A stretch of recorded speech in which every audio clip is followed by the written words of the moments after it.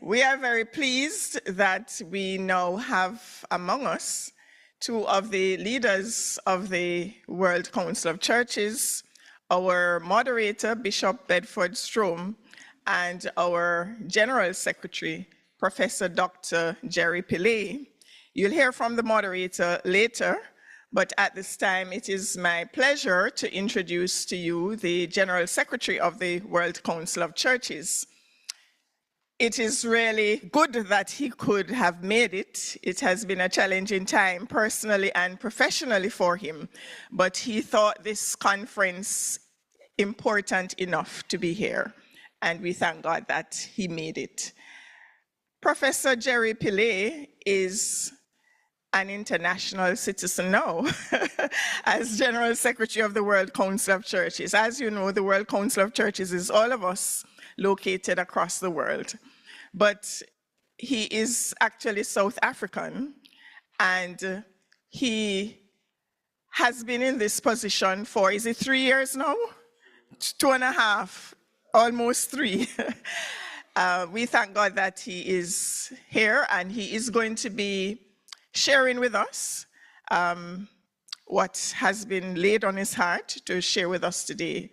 So please make welcome Professor Jerry Pillay. Yes.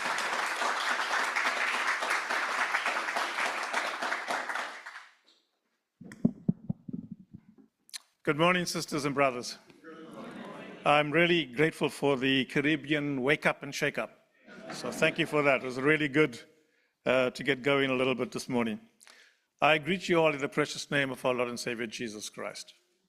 It is really a great joy to be with you today. Myself and the moderator are sorry that we have missed out on 2 days already, but we are pleased nevertheless to be able to be with you on this final day. As you've probably been told, we were in Rome for the inauguration of the new Pope, and I must say, by all standards at the moment, it is looking good. It is looking good. We had some concerns and really doubts about what might follow Pope Francis, but I think Pope Leo XIV is totally in line and following in the footsteps of Pope Francis, and we hope that for the sake of the world and for the sake of the gospel, that will continue. But I also want to acknowledge amongst us people who have been supporting us in this particular program, EKD, Bread for the World, and EMW, alongside with the British the Berlin Mission Society. Thank you for walking with us since 2021, as we've been trying to engage this particular topic on colonization, decolonization, racism, anti-racism, and dealing with the realities of where we find ourselves in the world today. And your journey with us over this period has been consistent and faithful, and has provided for us an opportunity to be able to engage openly in these conversations. But also to the Africa and African diaspora, who have been instrumental in conceptualizing the initial ideas for our conversations in this particular direction and how we may attend to it, particularly as we understand Berlin and the conference that took place here some 140 years before now. But as you know, the General Assembly in 2022 in Karlsruhe said that we have to put the aspects of colonization, decolonization, racism back on the map again. And rightly so, because we really find that we are living in a world where 140 years later, we seem to be getting worse. We are having an experience of deeper entrenchment of racial tendencies. The after effects and continuation even of colonization persist with us even until this day. It is tragic, really tragic, that we do not seem to be learning enough lessons from the experiences of life, that we do not seem to follow in new trends, and even too, as people of faith, do not lead the direction to what should be. In creating a better world for all people, in creating a world where human beings and all creation lives together in harmony and in peace. Distinctions, separateness, differences, polarization, all seems to increase with time. I'm coming back just from South Africa, having spent the last few days there with my mother's passing. And I put on the news and I listen, and it really disturbs me. It really disturbs me to see the brokenness, the sense of disunity, and the deputy president of the country pleading for the unity amongst South Africans. All of these are really tendencies that continue to perpetuate by these colonial imprints that we have had sustained over these many years. And I say that quite strongly and emphatically because it's not just words that come from my mouth. It is words that have come from mouths of presidents of countries, particularly in Africa, that I've spoken to personally. I had an opportunity to speak with President Cyril Ramaphosa a year back. And in his opening words, he said, "We are struggling in South Africa because of the lingering effects of colonialism." I spoke to the vice president in Sudan, South Sudan, and he said to me, "The world thinks South Sudan is a bad place, but the world forgets that we are picking up the pieces of colonization." We do not understand the dynamics of what happens in countries. And we look back and we say, "Hey, why are you not able to sort out your problems? Why can't you live together peacefully?" We do not for a moment stop and think and assess that the culprits who cause the confusions and divisions in that country are outside of that country. The ugly face of colonization continues to live, even when we say we have ended. And that is why this conversation is very crucial, very important for us. And not many people want to enter into the space of these conversations. When I was Dean of the Faculty of Theology and Religion at the University of Pretoria, one of the things I tried to do was to say, let's have some good conversations here about apartheid, about colonization, about issues of how whites and blacks deal with each other in this country. It was difficult to get people in the room. Difficult to get people in the room. They don't want to talk about it because we rather sweep it under the carpet and move on as if life is great and good. We don't want to engage the past, but we don't realize that if we don't talk about the past and we don't deal with the pains and the hurts of the past, we cannot truly move on. And that is why the church needs to play a very intensive and decisive role in asking, how do we help people to find healing, to find reconciliation, and to be able to move on in a new way? And that's the emphasis. Not in the old way, but in a new way. And we all need to play that role. And I think, so one of the conversations that we had in South Africa was based on whiteness and blackness. And it was really good to see how people came in, and even white folk came in and spoke about the privileges of the whiteness. But it's also interesting to see how when people get into the room, we sometimes want to attack the other people because they don't know what we've experienced, and perhaps rightly so. But then there's also people who want to defend their positions. And I think if we move into a mode of attacking and defending, we don't necessarily find each other, even though it is important to deal with those things. I think the important thing is to listen, to learn, to digest, and to act together. That is the crucial thing. I like what you just said, Bishop Priscilla, in terms of the wrestling together of the faithful. And that's what we need to do as church. Wrestle together as the faithful so that we may find our healing, but also heal the world in all its brokenness, in its pain, and its suffering. And I also want to acknowledge amongst us Professor Reverend, I would love to use that title because she's now Reverend, Isabel Pillay, and for her work in advancing this particular direction for these conversations. She started this even before Karlsruhe, and it's now come together in fruition in these works that we have been doing together in these past years. So I want to acknowledge that with joy.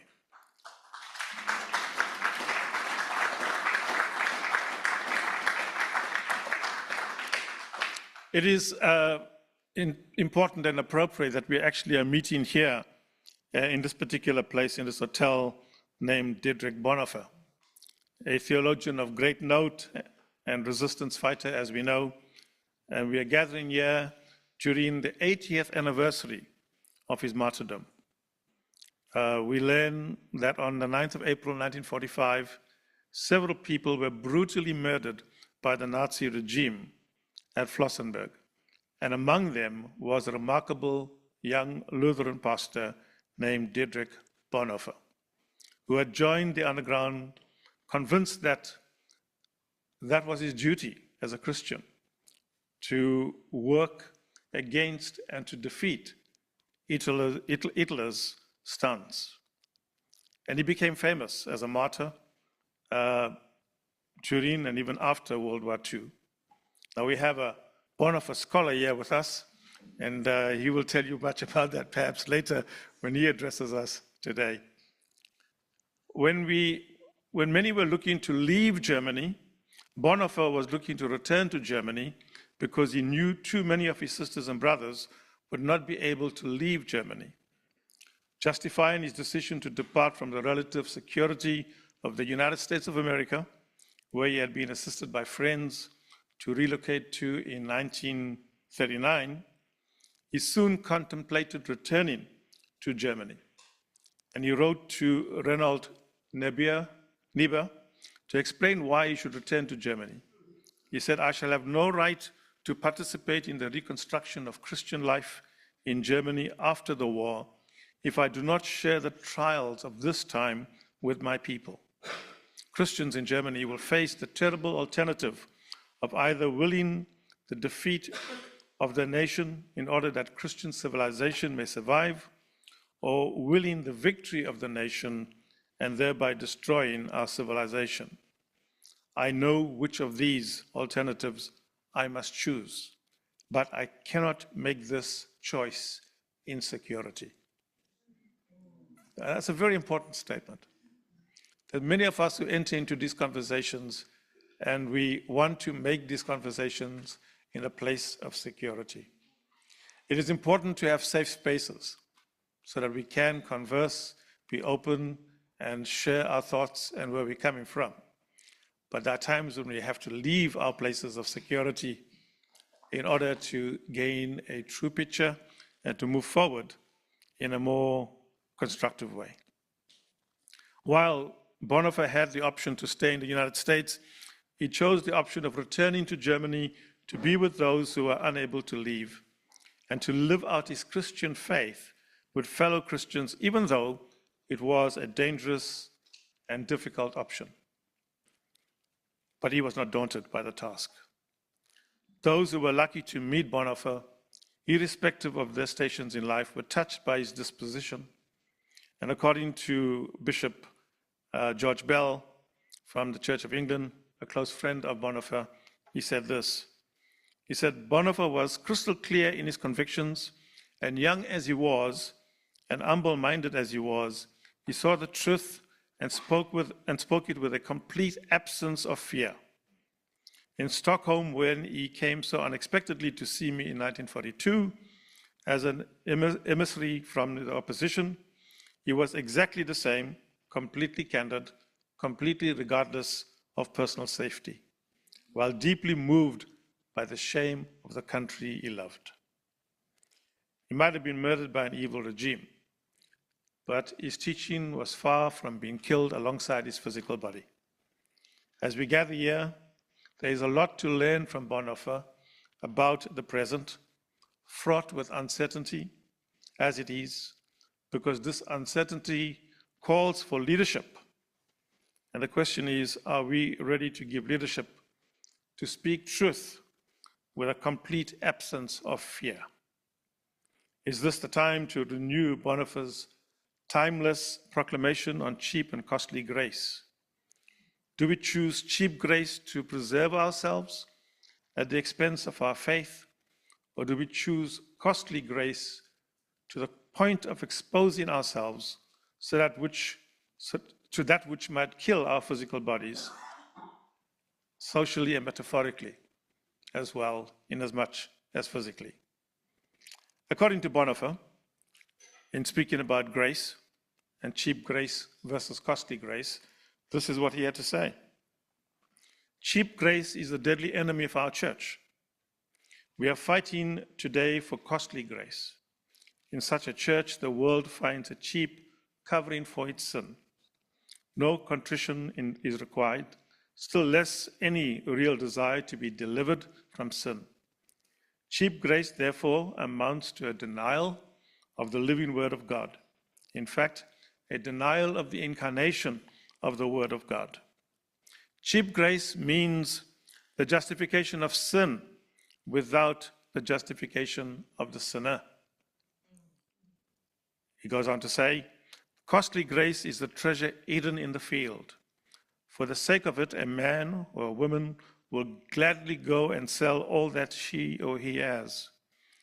It is the pearl of great price to buy, which the merchant will sell all his goods. It is the kingly rule of Christ, for whose sake a person will pluck out the eye which causes him or her to stumble. It is the call of Jesus Christ at which the disciple leaves his or her nets and follows Christ. Costly grace is the gospel which must be sought again and again, the gift which must be asked for, the door at which a man or a woman must knock. Such grace is costly because it calls us to follow, and it is grace because it calls us to follow Jesus Christ. It is costly because it costs a person his life, and it is grace because it gives a person the only true life. It is costly because it condemns sin, and grace because it justifies the sinner. Above all, it is costly because it cost God the life of his Son. You were bought at a price. And what has cost God much cannot be cheap for us. Above all, it is grace because God did not reckon his Son to dear a price to pay for our life, but delivered him up for us. Costly grace is the incarnation of God. Half a century, end of quote. Half a century before the rise of the Nazi, Europe recast an evil eye on Africa, moving away from the centuries of hunting, capturing, trafficking, and enslaving Africans in the Americas to capturing peoples and lands, exploiting people and immovable resources, and extracting resources of the development of Europe. This year marks 140 years since that fateful gathering of European powers here in Berlin to carve out Africa after their own desires. And so the Berlin Conference speaks of European imperialism and racism. In the winter of 1884 to 1885, 14 European powers gathered here in Berlin to settle some of the disputes that were simmering among them regarding the occupation and colonization of Africa. At the request of King Leopold II of Belgium and of Portugal, the German Chancellor Otto von Bismarck convened the gathering to manage the European competition for resources in Africa. And it is said, the European occupation and partition of Africa ushered in a period of considerable importance and instated relations of inequality, domination, and exploitation between peoples and continents. Colonization appeared to be the European response to the end of enslavement, especially of Africans by European powers.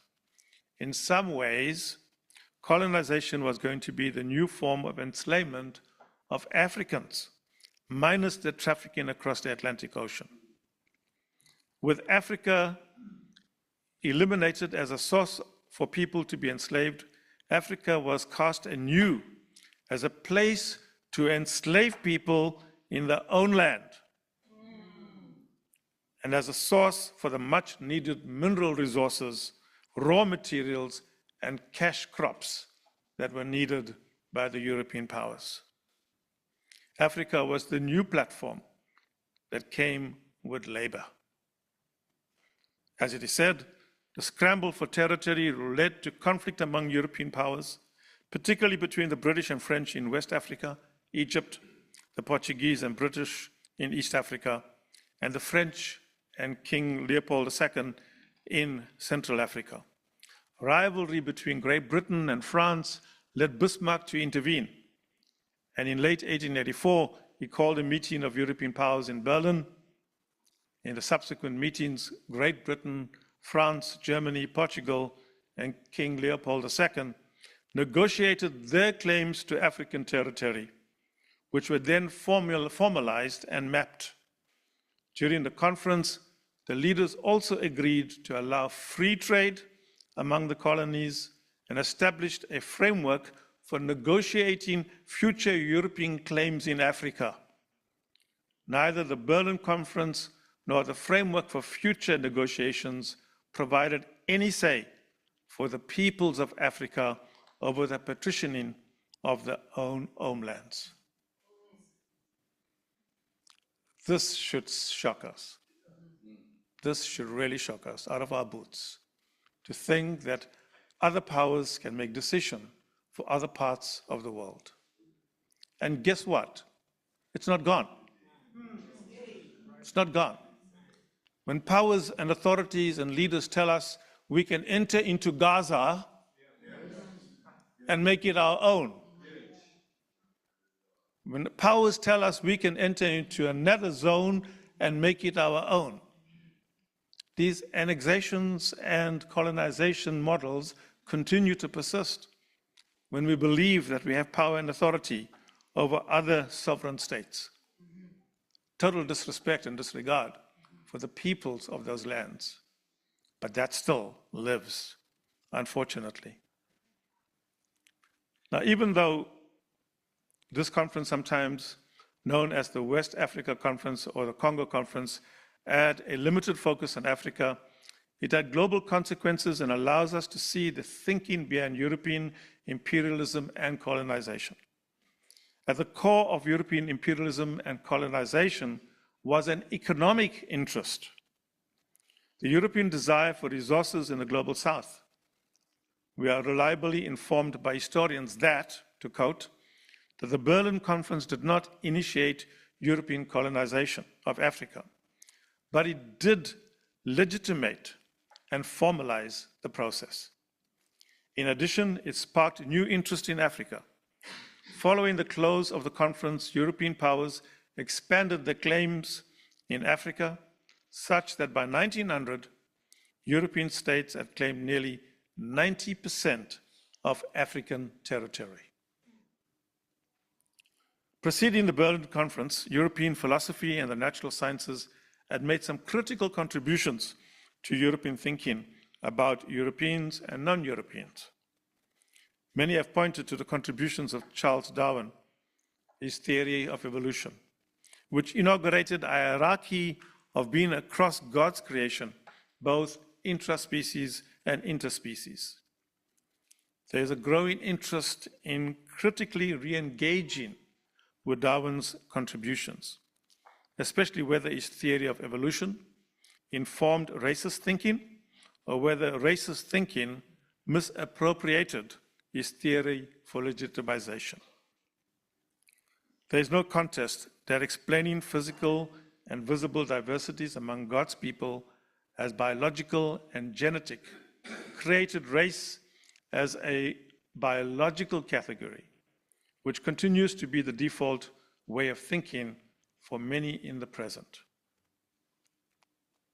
It is increasingly realized today that Western modernity has not only promoted progressive ideals such as scientific thoughts, human rights, and democratic political systems, its history is also marked by a much darker side, one of brutal conquest, biological and cultural destruction, enslavement and exploitation of non-European peoples in the context of European colonialism, this dark side of Western modernity was legitimized by pro-colonial ideologies of property, war, civilization, progress, and race.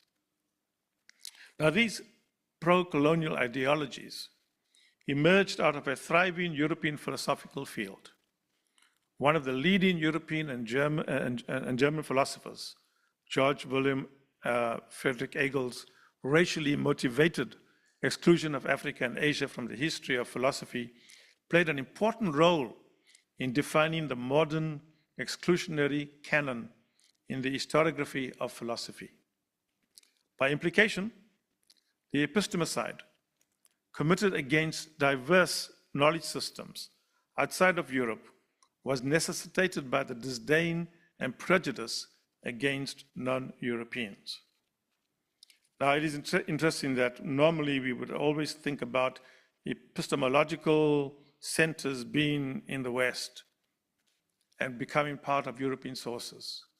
The good thing today is to see that that epistemology is changing, in that people are saying there are different stories and lessons to be learned from different communities. But not only did the Berlin Conference deal specifically with issues of politics and economic dimensions, it also played a very special role in terms of spirituality and spiritual formation. And religious implications were quite nuanced, even in the Berlin Conference, especially in the focus of the evangelization of Africa. Now, in Article 6 of the General Act of the Berlin Conference, we read this: all the powers exercising sovereign rights or influence in the aforesaid territories, that is the lands of Africa, bind themselves to watch over the preservation of the native tribes and to care for the improvement of the conditions of the moral and material well-being, and to help in suppressing slavery, and especially the slave trade. They shall, without distinction of creed or nation, protect and favor all religious, scientific, or charitable institutions and undertakings created and organized by the above ends, or which aim at instructing the natives and bringing home to them the blessings of civilization. Christian missionaries, scientists, and explorers with their followers, property, and collections shall likewise be the objects of a special protection. Freedom of conscience and religious toleration are expressly guaranteed to the natives, no less than to subjects and to foreigners. The free and public exercise of all forms of divine worship and the right to build edifices for religious purposes and to organize religious missions belonging to all creeds shall not be limited or fettered in any way whatsoever. Nicely said on paper and in theory, but certainly not in practice. We know the intention of religion and how religion was used as a source of manipulation to further the ends of commercialization and political interest. While there are many aspects of this article that elicit reaction and a response, I will focus on the explicit mention of Christian missionaries. The Berlin Conference did make explicit commitments to enable the work of Christian missionaries, to protect whatever property and wealth missionaries could make in the colonies. In essence, missionary activities became easier and more impactful on the back of the colonial structures. In some areas, the colonial structures found an easy way into communities because missionaries had acted as an advance party. In East Africa, it is often argued that the undeniable fact is that German missionaries came to do mission work in German East Africa, Tanzania, when it became a German colony. There were also expectations by the political and economic elites meeting in Berlin on other actors like missionaries, one of which being education. These other factors were expected to instruct the natives. The freedom of conscience or religion or religious tolerance articulated in this article has to be understood within the context of European religious wars, contestation between different Christian expressions instead of a properly interfaith tolerance and inclusion. That is why that clause could not stop the spiritual recognition of African religions and spiritualities or other indigenous religions and spiritualities in other colonized areas. Even though the intention might have been to use missionaries as part of the colonial system and structure, there's always nevertheless been the light of resistance that keeps the Christian faith as a resistance movement. By translating the Bible and having indigenous people reading the Bible led to the discovery of liberation models for oppressed and exploited indigenous people. Indigenous agencies, combined with some exceptional missionaries who could not embrace colonialism and colonization, led to many instances of resistance and decolonization in Africa. And that is true. Whilst in many places and spaces in Africa, missionaries were used as the instruments to replicate their structures from back home, yet many missionaries chose a different route. Many wrote to their own authorities denouncing the treatment of people in the communities and the indigenous people, and sided with indigenous people in campaigning and supporting for their rights. But we also do know quite strongly and powerfully the use of religion and the use of Christianity to further the ends of commercialization and political interest. So as we gather here today to share in these traumas of what happened here 140 years ago, let us also remember to celebrate those who sowed the spirit of resistance, who embraced their agency even when their humanity was being questioned. And the ancestors spoke and they speak. And we give thanks for people who stood up and challenged their own structures, their own church structures, their own government structures in the context of colonization. So colonization is about profits. Decolonization and reparations are conversations that we are having today.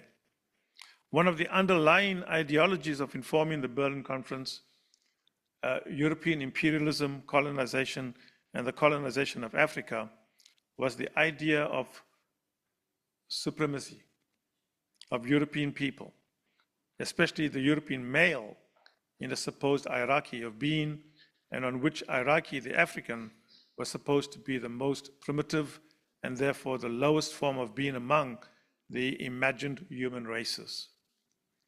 While this thinking was and remains critical in the outcomes for Europeans and Africans and everyone else in between, the real motivation behind colonization was economic.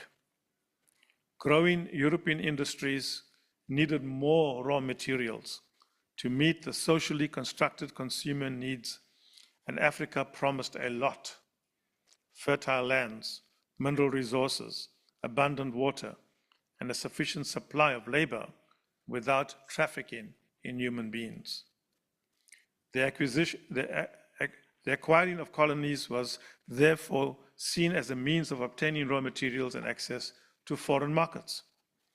In colonizing lands and people, not only was Europe getting the much needed raw materials, Europe was also creating new consumers for its products.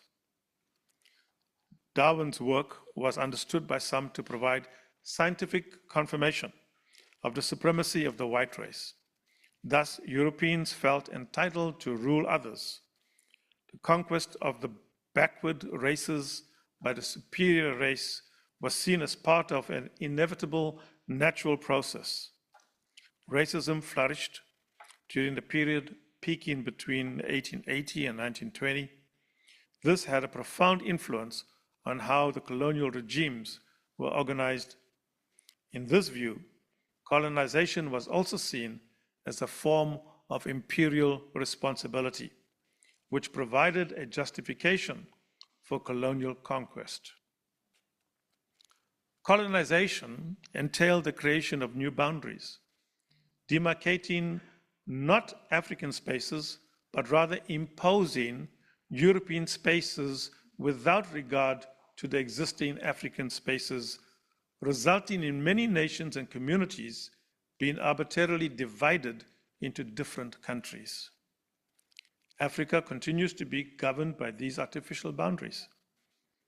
While the Berlin Conference called on European powers to unite and conquer, many African communities were arbitrarily divided to be conquered, and while first the Organization for African Unity and now the African Union have tried to unite Africans to prepare them for a period of sustained growth and development, the legacies of Berlin continue to weigh heavily on the AU and its agenda. I'm reminded of the former president, Thabo Mbeki, who tried so much with his African Renaissance. And Frank Chikane, who worked with him then, know all about this. And he really had this wonderful dream of uniting Africa. And he tried. And there was not much support. Where there was interested parties and people and believed that this is what they're supposed to do, but there was not much support for that by the end of the day. Well, it was the influences of divide and rule. It was the influences of people seeking to actually keep their own benefits and not lose their standing of economic interest and other multiple factors. But yet, the inability to unite Africans speaks for itself in terms of the damage that was done from the past activities. To think that European colonization was smooth is to trivialize the history of resistance and decolonization across Africa. Ethiopia, for example, escaped colonization not because Europeans did not want to colonize it, but because Ethiopia defended its territory, resisted European occupation, and defeated the Italians. African societies were not submissive bystanders during the partitioning. Indeed, various strategies were employed to deal with the invaders. Some societies fought colonial rule from the outset and resisted until the end. Other societies fought and only surrendered when defeat was inevitable. Still others tried to bargain the terms of cooperation. And finally, some societies used the colonial presence to their own strategic advantage. African agency was widely exercised in many communities, yet due to more destructive weapons of war. Most African communities were subdued, but even in subjugation, our ancestors never surrendered their agency totally. The spirit of resistance continued to be passed from generation to generation till political independence was gained. We are here as descendants of that spirit of resistance. But it is also interesting that even though political independence was given to so many of these different countries in Africa and in other parts of the world, yet the struggle continues. And it speaks about the embeddedness of colonization and the models of colonization that have been so deeply imprinted in the minds and hearts of people that we struggle to come past that. And here we are, 140 years later. We are still contemplating and contending and dealing with the harsh realities of the evils of the past, the evils of colonization, of racism. We continue to struggle with all of these things that speak to us about how we need to continue to build a better world for all people, but yet we continue to struggle. And what we see are new forms of colonialism prevalent amongst us. The new focus of trade wars is another form of colonialism. It really is. When superior powers are saying to the others, we can tell you what to do. We can control the world market. We can control countries. We are the superpower. That's all colonialism. The mentality that we have the ability, the right, and the power to make decisions for others, where we really forsake democratic values and principles, where we refuse to accept the peoples of themselves for themselves, and refuse to appreciate what they bring into life and life form and usage as gifts of God. Now that's where the church comes in. That's where you and I play a significant role. We are called to stand up, to be prophetic, to speak out, and to act together. And therefore, we need to come together. And that's the message of the World Council of Churches. In the pilgrimage of justice, reconciliation, and unity, this is precisely what we seek to proclaim, that we have to stand together. We have to work together. We have to pray together. We have to walk together. We have to witness together. We have to resist together. Resist evil. Resist wickedness. Resist the dehumanization of another human being. Resist economic domination. Resist political structures and systems that benefit a few and demoralize the majority. Resist the sources that deprive so many people so that the world's poor continues to grow. The rich get richer, the poor get poorer. We live in a world of inequalities. We live in a world of economic discrepancies. We live in a world of political domination. We live in a world of constant struggle. So this pilgrimage concept that we have, the word pilgrimage talks about us being on a journey. We are pilgrims and co-pilgrims together, seeking as people of faith to find out what God is calling us to do, how God wants us to transform our situations and communities and contexts. And so we speak in this pilgrimage of the via negativa, all the negatives that we experience, all the negatives that keep people oppressed and suppressed. And how do we deal with those negatives? Let's identify those negatives. Let us learn from those negatives. Let us see the negatives in each other and in the different communities of experience. But then we talk about the via positiva. What are the positives? What are the things we can learn from that? What are the things that we can value together? What are the things that makes us human together? What are the things that reminds us that we are all created in the image of God and we all belong to God together? The positive aspects. Then we speak about the via transformativa, which means transformation. How do we transform our current context? How do we change this to be what God wants it to be? How do we mirror and reflect God's grace and God's presence in that particular context? Those are the critical things that we have to continue to be asking ourselves. How do we change? What is it that we have to change as churches? How does our theology speak into the context of where we are? What theologies are we actually emphasizing? What kind of Christian lifestyles are we living? How do we live as Europeans and non-Europeans? Do we draw these distinctions? Do we live these distinctions? Or do we see each other as human beings? How do we live in the experience of color? How do I discriminate against people in different ways? Whether it is black, whether it is white, whether it is a different form of ethnic group. And ethnic conflicts are becoming even more powerful these days. It's racism too.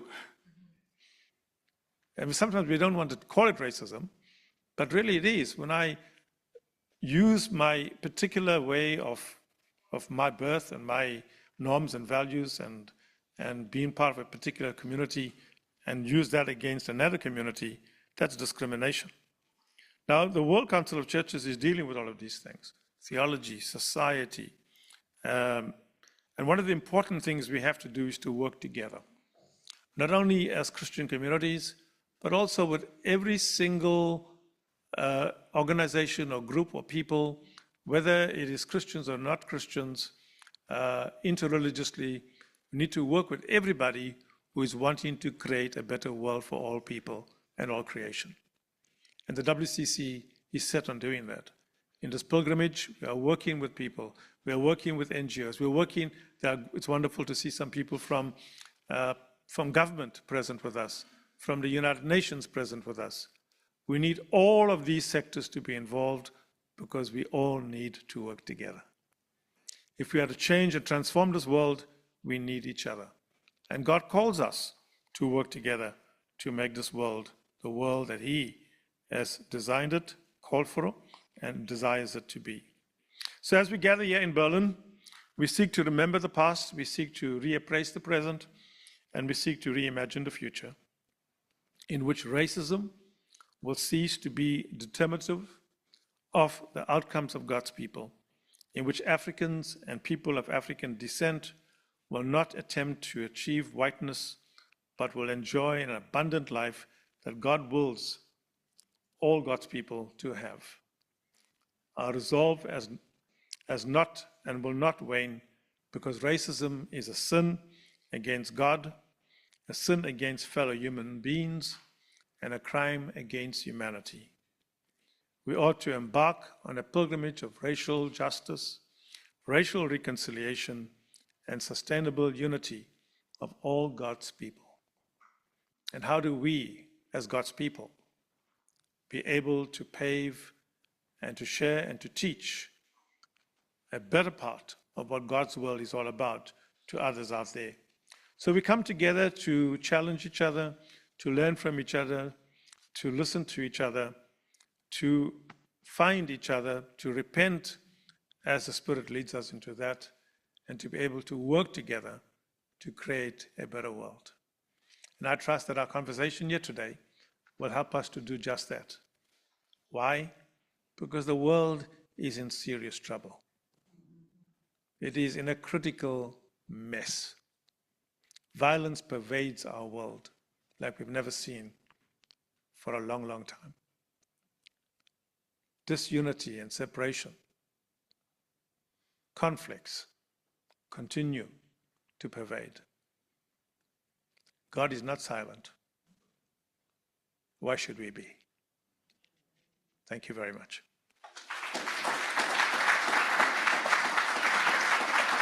Please don't go far.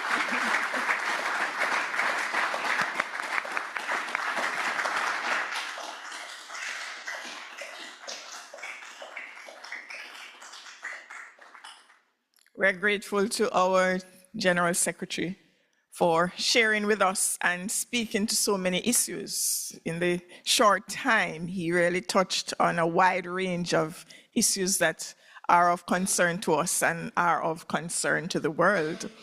And no doubt some of you may have some questions that you would like to pose to the General Secretary. After all, you don't have him every day to ask him the questions you want to ask.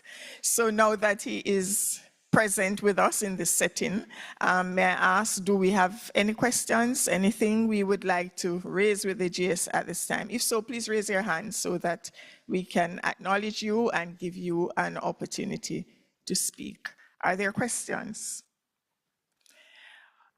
Yes, all right, we have 2 hands. Do we have the mic nearby? 3 hands. So we will take those 3 questions and then we will ask Professor Pillay to respond. Yes.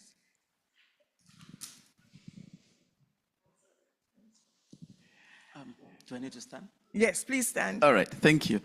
Thank you very much for your very good and deep, profound speech, Reverend Professor Pillay. I think it's the second time we're meeting on this subject. Last year we were in Dittendorf together, and it's always so nice when you elucidate and have a strong voice on these things. I think one of the things that has come to our minds a lot has been the subject of theological interpretations directly or indirectly reinforcing different dimensions of racism. And my question would be, does the WCC have any modalities or mechanisms of making many members to alternate the way they interpret theology, they interpret the Bible, so as to push this mindset or Do you have these mechanisms within the WCC? I know events like this one and what we do here are part of this, but something more direct and more aggressive.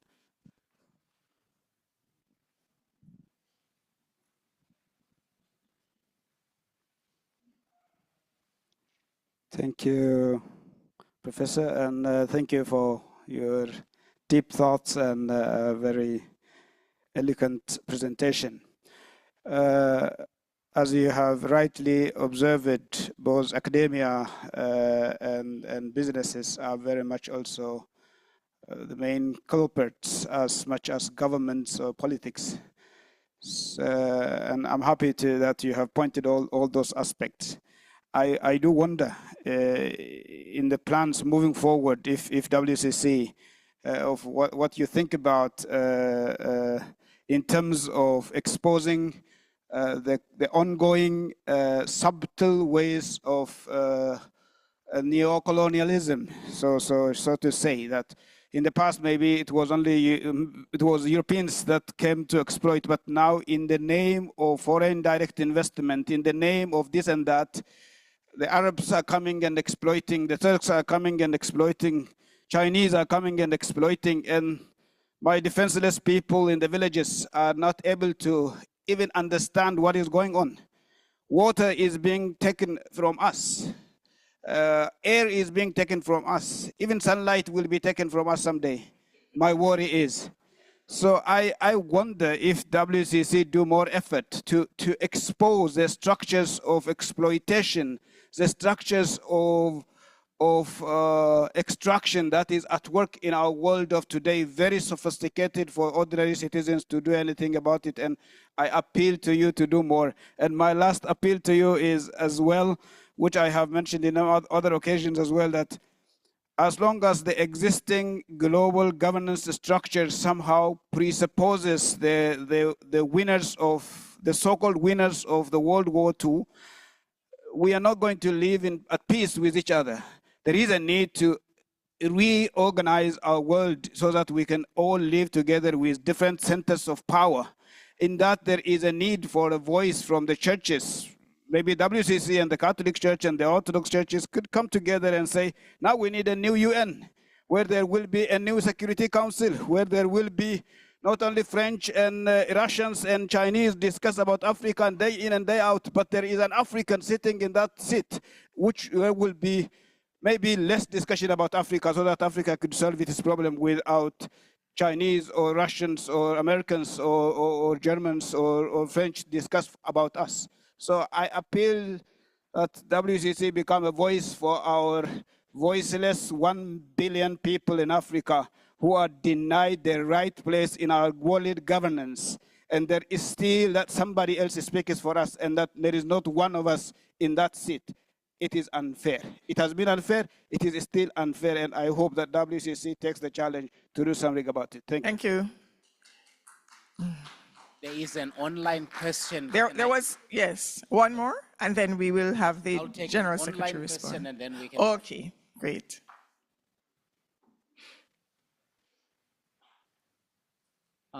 So the question is coming from Angelius Michael. How is the economic injustice and economic debt on poorer countries seen in the context of discrimination, be it racial or otherwise? What are the different engagement of the churches around the globe when God is not silent? Thank you very much, and we'll ask the General Secretary to respond to those three. Thank you so much for those questions. Theological interpretation, I mean, you know, WCC has been involved with this for a long, long time. And we've engaged a number of resources and materials to respond to that. And of course, WCC's program on combating racism became a very important movement. I call it a movement because it actually, when we think about what it did to help South Africa, and not only South Africa, because it was a global program, and many other parts of the world as well. So there was a lot of material written then. Materials are still being written at the moment. Bible studies and literature and theological interpretations there's really volumes and volumes of material available. Some of these things need to be recaptured. Some of these things need to be redirected. But I think we continue to work on that. But there's a number of volumes and resources available. And WCC continues to work with theological interpretations. In fact, it's interesting that in the executive committee meeting, not the one that took place last week, but the one before in November last year, there was a call to look at distorted theologies. Distorted theologies. And WCC is taking this very seriously. This is why we formed what we call a transversal on racism, discrimination, xenophobia, and other forms of discrimination, because we feel it is so necessary right now. It's a subject that has become more necessary to engage intentionally. As I said earlier when I started, we thought that this was, in a sense, waning, but it's becoming more imprinted in our realities. And so I think we really need to resuscitate some of these theological engagements. And I'm hoping that this particular group, the transversal, it says that we do not place our theological interpretations and understanding in one place, but in all places, in everything we do. And therefore, this group that Masiba actually leads is helping us to relook at theological issues and interpret them in the light of today's realities. Yes, academia, politics, economics, all of these things have a role to play in terms of where we are and how colonialism continues to carry on. But I think your point on neocolonialism is very, very valid, because today, if there's anything that we're seeing precisely that. There are new forms of colonial powers that are rising that we often do not take notice of, because we are focused on one level. We are focused on European, Western colonization models and practices, and we don't see what happens in our backyards. And I think we need to be careful, because colonization is happening in many, many places. It's actually quite alarming to see how a lot of Africa is being taken over by Chinese investments, for example. If you go into some of these countries, you will see that most of the hotels and mines and big industries are actually owned and ruled by foreign powers. And we see that as benefits to the local context, which certainly it is, because the local context cannot economically sustain these things. But with that, we are not seeing quite intentionally the economic exploitation that is taking place. So I think governments need to wake up. They need to wake up and ask how much of what we are doing in terms of buying power is actually helping our people or selling our people. And in a lot of places, we are selling our people rather than buying. I mean, I went to Madagascar some 20 years ago, and I saw the abject poverty in that particular country. And I was speaking to some politicians, and they were saying, although we are a good sustained place, we cannot do any upliftment in our own country because we have to pay back our debt. So many countries are living in economic debts and are being suppressed and oppressed because of those debts. And how do we have a sense of jubilation where we send people free in this year of Jubilee? And countries and governments need to ask that. So I think yes, you're right. There is this structures, they are working with that. We need to reorganize the world. And I would also admit to you quite strongly that the church has a very important role to play in this. And the role of the church is to engage the people that be, the powers that be, but to also create awareness so that people are able to see what is happening, to help interpret what is happening, and to be able to say to them, be careful of what comes behind this goodness. And evil prevails and lurks in the background, and we often don't see it. We think there's goodness in this. But we need to question the motivations and intentions. And in that sense, I will say one of the things that I take some joy in is the fact that the WCC over many years has been the voice of the voiceless. And we have gone into places where people are not able to speak for themselves, and we are able to speak with them. We have also used our global platform to speak about different contexts where the newspapers do not cover. And we do that. And I think we must continue to do that with a strong voice. But again, I want to say, and I say this repeatedly, because sometimes, people think that we can be a bunch of politicians because we're getting involved in political things, which we must. But remember that our focus as WCC is and always will be on justice. Justice. We're not politicians crying out for political deals. We are people seeing the evil in the world and crying out for justice. Amidst wickedness, there must be a voice of truth. And that's the role we play, and that's the role we want to play. And that's the role we invite everybody else to join us with in playing. Economic engagement, I think, we got to work with this. Michael, your particular question on this. Economic injustice is prevalent. As I said earlier, the poor are getting poorer. But we need to stand up and ask, what are these things that we're working with? So some of you might not have heard of this, but we have a very interesting group going. They have been working for a while now. COVID slowed them down, and now they sort of picked it up again. NIFIA, the New International Economic Financial Architecture. And a couple of weeks ago, they actually met in Geneva. Wonderful conversations, some good documents or statements have emerged from them. And what they're doing is, in fact, when I was president of the World Communion of Reformed Churches, we started a project and asked WCC to be involved.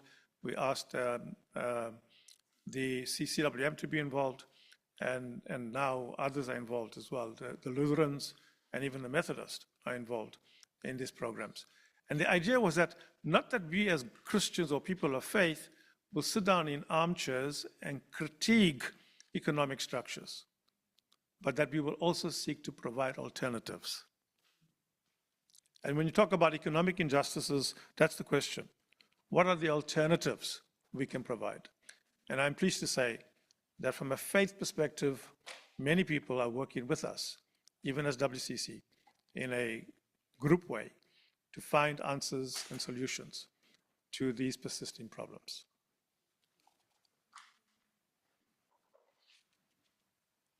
Thank you very much. I think we can take a few more questions, but I ask you to be very pointed and brief so that others who may want to speak will have an opportunity. Do we have more questions? Yes. Thank you, Prof, for your presentation. My question falls a little bit in line with that of the first gentleman. There are rock-solid definition and foundations theologically and missiologically that is dated back to about 3rd, 4th, and 5th centuries. And currently, I've been seeing in the academic literature a lot of them that have been built on, which is really kind of causing trouble because we've not seen change in the theological and missiological definition, although like we are sitting down here, we're talking about just equality, God's love for all, but this dichotomy between us and them is still there. So my question to you is, how far is it possible that the WCC go deep down to the core foundation of some of these definitions to bring them to surface and probably confront those member churches, how they deal with that? Because I've been reading some of these things currently, and it's been disturbing me. I'll give one example to bring it to light. In 1925, Jerusalem Conference was visited by some of the member churches. And I've seen in current literature, just 1 year ago was published, and others, that many theologians and missiologists quoted the 1925 Jerusalem Conference, but then they added a flavor that was extremely negative, which was just like, oh, what was that? So it took me to go back and read the report of the 1925 conference. And what I discovered was that the conference promoted more respect for humanity and equality, especially in the mission stages. And those quotations that the missiologists quoted, they were doing exact opposite of what the conference at the time recommended. And that tells me that even today in 2025, some of the member churches have not shifted from their core ideology and definition that was quite, discriminating, racist at the time, but putting a different face on it. So what concretely can WCC do, especially in shedding the light on those foundational theological definitions so that either they come up publicly or they change the literature, especially in the academic world? Thank you. Thank you. There's another hand here. Okay. And do we have any other questions online? We would take, okay, after this, we'll take one online. Please. Prof, good morning, and happy to see you away from home. I'm told you are international. Yeah, I just wanted you to bring in the issue of global debt, particularly for the third world countries, which are trapped in debt, one, that they are responsible for, and debt that they have inherited, and how the issue of racism plays out in that space. Thank you. Thank you.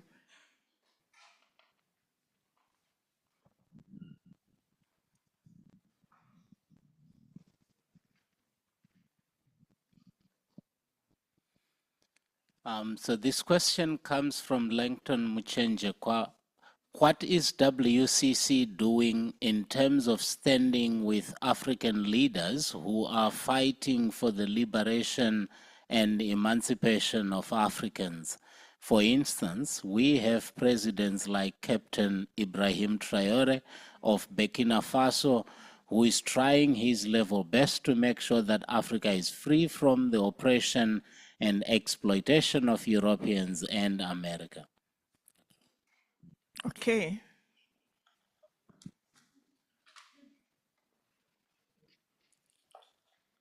Yeah, I think this distinction between us and them is something that we have, and the dichotomy of that is something that we have lived with forever. And we persist in terms of trying to address that all the time. And I think the question is more specifically with regards to member churches and how we help member churches to deal with their core ideologies in what they do and think. And you're right, I mean, the Jerusalem Conference can say something, but saying something and living something are two different things. And we're often very good to say what we need to say and the right things to say, but we're not so good in living it. And I think that's the contradiction that we live with all the time in our lives. And the foundational aspects of that theology, we need to always revisit. But I want to say that one of the biggest problems or challenges for the church is the inability of the church to be church, to live the gospel that it preaches and proclaims. Why do I say that? In my experience as General Secretary, I must say, one of the things that really worries me and troubles me is how churches are so influenced by religious nationalism. And we blankly, wholeheartedly support our structures, our governments, some out of necessity and need to survive, some because they think it's my government, and some for various different reasons. But we willy-nilly support systems and practices. We need to stand aloof, we need to retreat, we need to be still, and we need to ask, is my government doing the right thing? Is my government serving the people in my country? Is my government having good relations with the rest of the world? We have to really interrogate those questions with sincerity, but the basis and the yardstick of that must be defined by how we read the scriptures. And I think the biggest problem is ourselves. So we're not talking truth to power. We're not talking justice to a world of injustices. We're not talking the language of God in these contexts. And we miss the opportunity to be church. And that's why I say we need to learn to be church. What is God calling us to do? What is God calling us to say? And so we are so deeply influenced by various different ideologies. And these ideologies become the foundation of our theologies, when it should be the other way around. Our theology should speak to the ideologies of our time. But we allow ideologies to influence us and speak our words and choose our theological language and vocabulary. Global debt, of course, you're absolutely right. I mean, some we are responsible for, some we have inherited. Racism is a very serious factor in that. It's a very serious factor in that. Global authorities and powers respond to different countries in different ways. And even racial tendencies and notions have a direct play in terms of how they treat different countries. One of the things, we're talking about how we work with these racial aspects. One of the things that has infuriated us, and I speak of somebody who's coming from South Africa, is where a certain country and leader can say, I will take the Afrikaner farmers from your land because they are being enslaved. Not even knowing the history of that country, not even knowing the history of the benefits and privileges that those very same people have enjoyed for years. And suddenly they are the victims, enslaved, and being abused and violently oppressed. And so come to my land, and I have space for you. So I stop and ask the question, millions of black people were in the same position previously. Why didn't those government leaders say, come, we have a space for you? You see how racism is injected into all of these things? Racism is at play all the time. So superior white powers will protect the color identity, no matter where you are, in which part of the world you are. And so even in these aspects of global debt, we will keep you enslaved to us rather than experience the Jubilee. Because you have a link to me, you're tied to me. So we'll keep the strings of attachment at play. And that's racist. If you look at it at its core, racism is at play. And so where are we standing with African leaders? It's not so easy at times to go and impart ourselves and be part with African leaders. We support them and sustain them as we work for justice. And whoever calls us and say, walk with us, be in solidarity with us, be part of our pilgrimage, we will certainly be there. We are always there, and we support. We are walking with so many different countries in the world right now. With South Sudan, with Colombia, with West Papua, with Myanmar, with Ukraine, Russia, Israel, Palestine. We do this all the time. But particularly with African leaders, yes, we stand in solidarity and support, and I do admit that more can be done, but we also never resist opportunities when requests are made.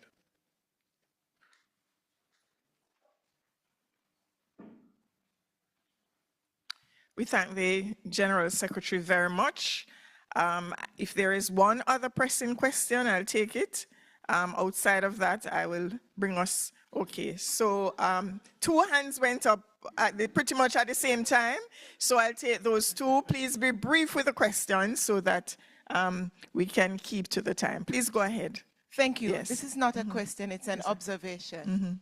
I thank everybody for all our good input.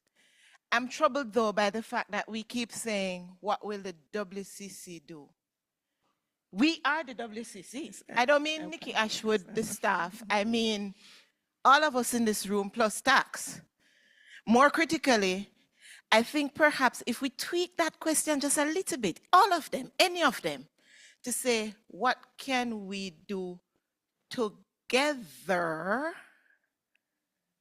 we might find that we create the solutions and say to folks that we are serious about self-determination and moving away from a system that again introduces colonial overlords, because you are creating the sense that WCC HQ is a colonial master who must do for us.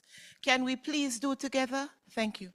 Thank you. I see you preempted my closing comments. I wanted to make an input on that. Please go ahead. I have a question. Yes. From Africa, some of our conversations are going to the direction of, aren't we giving too much credit to colonialism? When you said, for example, the South Sudan, are you really convinced that the problems of South Sudan are based in colonialism? There's one online question. Okay, so we take the final question from our online community. Okay, Lungilem Pechen. So colonization was accompanied and enabled by the church, whose missionaries played a significant role in subjugating the indigenous peoples. In the scheme of reorganizing the world, does the WCC consider a dialogue with the churches that were involved in the colonial project to encourage them to show remorse? How will the WCC journey with the African peoples as they seek to emancipate themselves economically from Western dominance, as seen in the current wave of revolutions in the respective countries? Thank you. I'll start with the last question first because it's quite loaded. I think, of course, working with these different things is always a challenge, and we got to admit to that. And I think, and I want to also come there to Nikki's intervention, that we are the WCC. On the ground, we all have to work together to do what is necessary for us to act and to be the voice and the work of a communal fellowship wherever we are. It's not left to certain people in certain places or office to do things. We all need to act on these things. I think, the issue of sort of working with these things is how do we right the wrongs and how do we work together to make that impact? And I think the last question really expands on that quite a bit in the sense of saying that we all got to do this together to make that difference. Again, it's not just the WCC, it is all of us who are the WCC who need to reflect and to work on that. I'm not answering that question in its fullness because I think it requires more time to unpack. But getting to the question of colonization, yes, I think one of the things that, that's the point that we've always had, even in my own country, is that we say to our present government, stop blaming apartheid, apartheid, apartheid. You have the opportunity for 30 years or more now to make a difference. How do we actually move forward? And how do we actually say we in a new space, let's make this new space work? And they will immediately say to us, it's not as easy as you think. The remnants of whatever of the past remains. And in order to actually work through those realities, you got to get past that because they are realities. So do we continue to blame colonialism? We should not. We should try to live it up. We've been countries in independence for a long time, so we should actually work with that independence nature. But as I said in reflection in my talk, is that countries that have been colonizing countries, the impact of that colonization is not over. And those countries where they indirectly or inadvertently or even directly continue to persist in that. And that's a reality. So whilst we wish colonization away and we do not want to speak about it, yet we have to speak about it because it is a factual thing that continues to happen. In the context of South Sudan, I'm only repeating what was told to me. The vice president said, this violence that we're experiencing, I mean, one has to interpret that, right? And unpack it in many ways. But this violence that we're experiencing in this context of South Sudan is the effects of colonization. And it comes from that mouth, not from mine.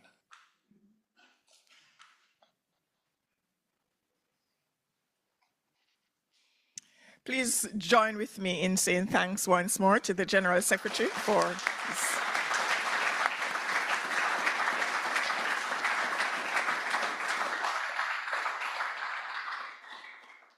Thank you very much. We really appreciate that you found a way to make it possible to be here to engage with us. Thank you very much. Now, I thought if I were to, there's something that the General Secretary said earlier and was said, I think it was yesterday by Marcia, which I thought I would just comment on and challenge us as we close the session and go forward. An observation was made about even the attendees present in this conference, in that there were some bodies that had the opportunity to send someone, and the natural choice was a Black person. And you spoke about the fact that sometimes we find it difficult to have difficult conversations. I want to challenge us as we go forward to, even as we reflect on the need for others to play their part in terms of the decolonization process, to address the structural issues and so on, want to challenge us to continue to do our own introspection and to reassess, to look at ourselves, to look at the bodies that we are a part of, the institutions we represent, and to see how we can start from where we are, to begin where we are. That is very important, because each of us and each of the bodies we represent can make a difference. And it goes back to what was said earlier by Nikki, which I said was a part of what I wanted to conclude in saying, to challenge us to remember always that the WCC is us, that we are the WCC. The WCC is represented through our communions, through the organizations we represent that are a part of the WCC. And I believe that if we continue to work together for justice, for unity, for reconciliation, for healing, and for peace, that so much is possible. So we thank God for the opportunities we have had to engage in this session, and may we leave from this session continually reflective and reflecting and reimagining how we can make that change, the difference that needs to be made. Thank you very much for your engagement, and I invite Marcia now to come and to share any notices, information with us.